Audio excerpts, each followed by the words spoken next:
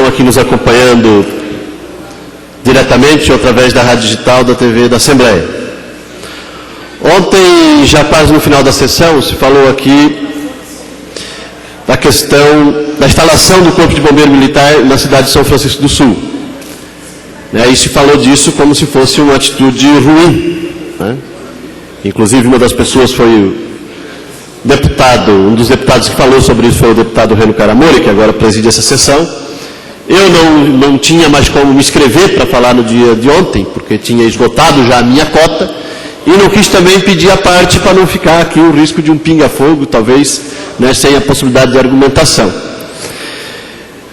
Mas eu quero fazer algumas considerações a respeito desta questão, porque considero que é importante e digno de aplauso a instalação do Corpo de Bombeiro Militar na cidade de São Francisco do Sul. Não obstante, existe na cidade, há 35 anos, conforme se falou, e é fato, há um Corpo de Bombeiro voluntário instalado. Eu não vou entrar em brigas pontuais, até porque nessas questiúnculas, em muitas delas, os dois lados têm as suas razões e os seus argumentos. Mas é preciso parabenizar o Corpo de Bombeiro Militar, o Governo do Estado e o Poder Municipal, que estão investindo mais na defesa do povo de São Francisco do Sul. Não é possível que se faça uma guerra porque se está investindo na cidade, a menos que a briga seja pelos recursos, pelos recursos públicos, para o trabalho do Corpo de Bombeiro.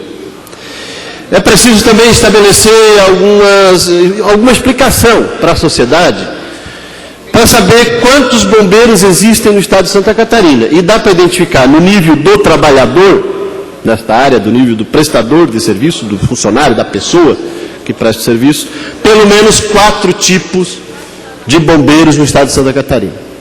Um é o bombeiro militar, Corpo de Bombeiro Militar Estadual, que foi desmembrado da Polícia Militar do estado de Santa Catarina, mas que também tem a sua tradição de décadas de serviço prestado.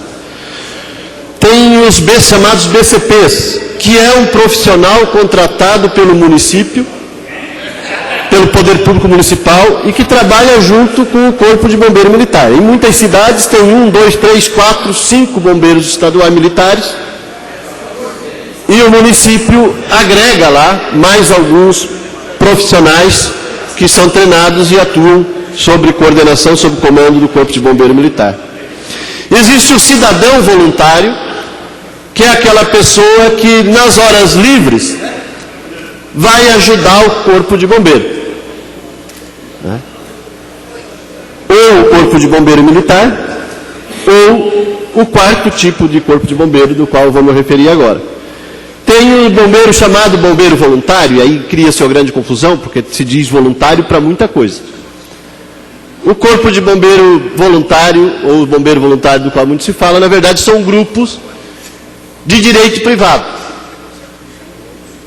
Chama de voluntário, mas o suporte estrutural do serviço permanente não é voluntário, é profissional.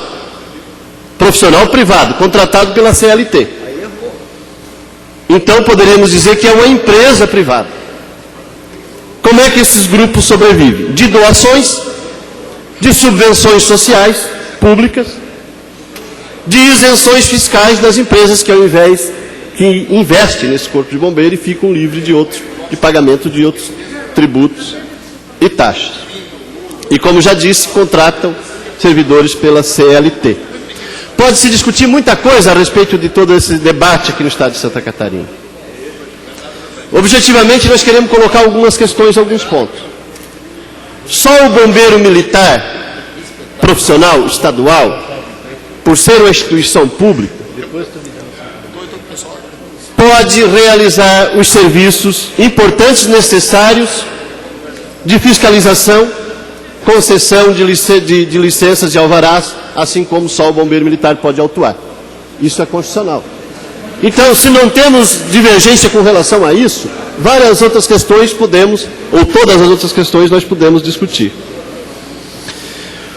Os bombeiros, esses grupos de bombeiros privados, ou que chama-se de voluntário também, pode e deve fazer muita coisa em benefício da sociedade, mas infelizmente não tem o poder de agir na hora de fiscalizar, de conceder licença, alvará e na hora de autuar. Portanto, para ir nessas cidades, quando precisa-se de um habites para um prédio, por exemplo, é preciso que o bombeiro de outra cidade vá lá para conceder. E, portanto, instalar o Corpo de Bombeiro Militar em São Francisco do Sul, que é uma cidade importante, inclusive uma cidade portuária, né, tem muita necessidade, né, é também importante para o Estado de Santa Catarina e pode e deve trabalhar junto com outros tipos de bombeiro, com bombeiro voluntário, né, na cidade de São Francisco do Sul, sem nenhuma dificuldade.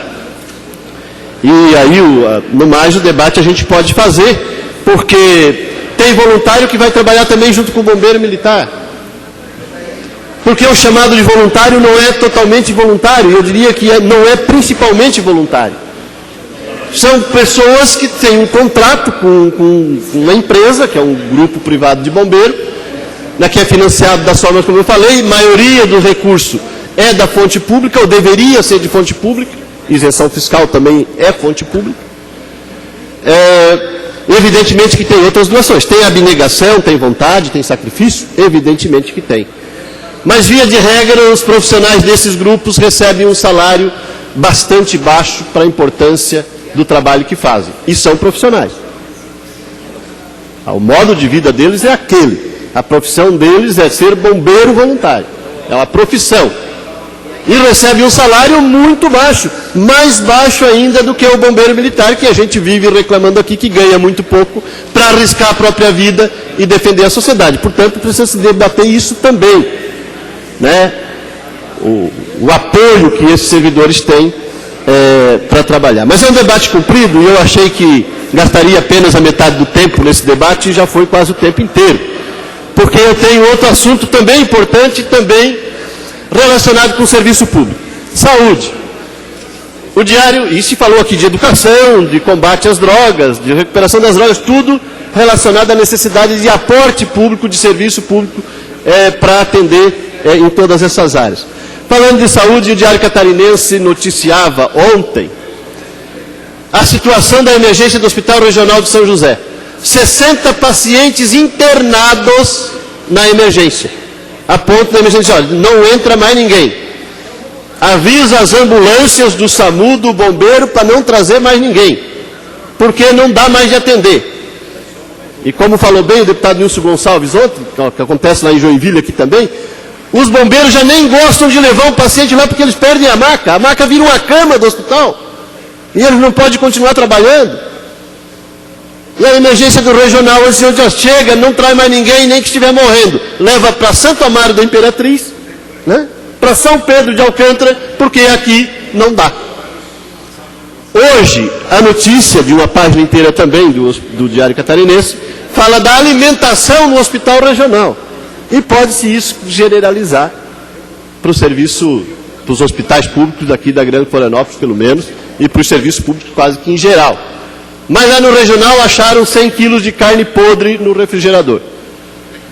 Os funcionários denunciam, e com razão, a qualidade do serviço prestado por uma empresa privada, que já faz mais de 10 anos que fornece alimentação, como, por exemplo, para nós lá na Polícia Militar. Faz mais de 10 anos que foi privatizado o serviço de alimentação, terceirizado. Na saúde começou nos últimos 4 anos, derrubando a qualidade e inclusive o respeito à saúde dos pacientes. Porque é organizado em série, como se fosse uma produção de mercadoria, de coisas, de carro. E cada paciente tem que ter uma dieta diferente, isso é uma coisa elementar. Eu não sou médico, não sou da área da saúde. Mas isso eu entendo. E os pacientes dizem, olha, o paciente que deveria comer só um tipo de carne branca, está recebendo carne vermelha e gordurosa, porque é feito igual para todo mundo dentro do hospital. Evidentemente não deu tempo de esgotar esse assunto, mas nós vamos voltar a isso, porque se privatizou as cozinhas dos hospitais, se privatizou as lavanderias dos hospitais, nós já falamos disso aqui nos últimos anos, voltaremos na semana que vem neste assunto. Muito obrigado, senhor presidente. Obrigado, deputado. Vamos entrar no horário dos partidos políticos. Ficam para explicação.